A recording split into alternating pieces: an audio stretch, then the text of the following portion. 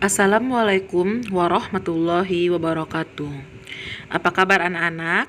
Kali ini kita bertemu lagi di pertemuan kedua bab 5 dengan materi perjuangan dakwah Rasulullah SAW periode Mekah. Masa sebelum kerasulan.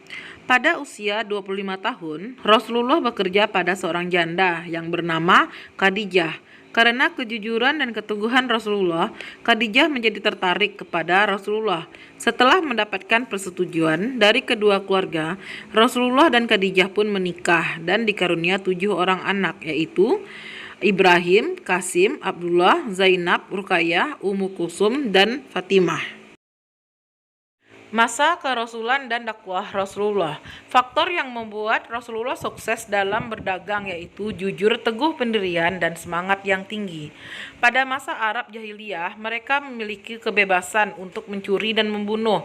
Hal ini membuat Rasulullah sangat prihatin. Masyarakat Jahiliyah juga menyembah berhala dan jauh dari ajaran Nabi Ibrahim karena kemusyrikan merajalela. Rasulullah SAW menerima wahyu pertamanya. Pada saat Rasulullah SAW melakukan uzlah atau bertafakur di Gua Hira, tepat pada tanggal 17 Ramadan tahun ke-40 dari kelahiran Rasulullah.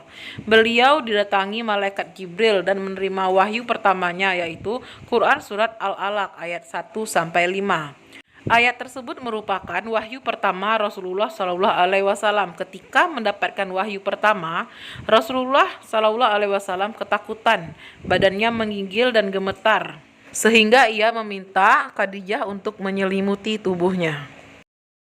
Wahyu kedua Rasulullah. Dalam keadaan gundah karena lama tidak menerima wahyu dari Allah Subhanahu wa Ta'ala, hingga pada akhirnya malaikat Jibril menyampaikan wahyu kedua kepada Rasulullah SAW, yaitu Quran Surat Al-Mudaththir ayat 1-7.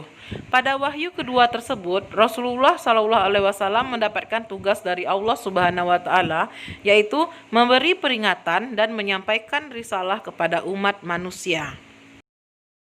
Untuk memulai risalahnya, Rasulullah melakukan dakwah secara sembunyi-sembunyi, yaitu mengajak orang-orang terdekatnya untuk percaya dan mengikuti apa yang disampaikannya. Adapun tempat yang dijadikan tempat dakwah adalah rumah Al-Arqam bin Abil Arqam Al-Akhzumi.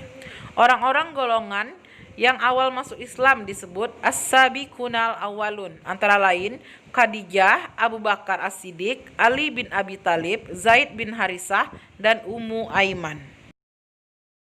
Kemudian Rasulullah menerima wahyu selanjutnya, antara lain Quran Surat Al-Hijr ayat 94-95, lalu Quran Surat Asy-Syu'ara ayat 214-215. Paman Rasulullah yang bernama Abu Lahab tidak mau menerima dakwah Rasulullah dan mencela Rasulullah. Kemudian, celaan tersebut dibalas oleh Allah Subhanahu wa Ta'ala dengan diturunkannya surat Al-Lahab ayat 1-5. Orang-orang Quraisy yang tidak mau mengakui kerasulan Rasulullah disebut dengan kaum kafir Quraisy. Demikianlah pertemuan kedua kita pada bab 5. Ibu akhiri dengan wassalamualaikum warahmatullahi wabarakatuh.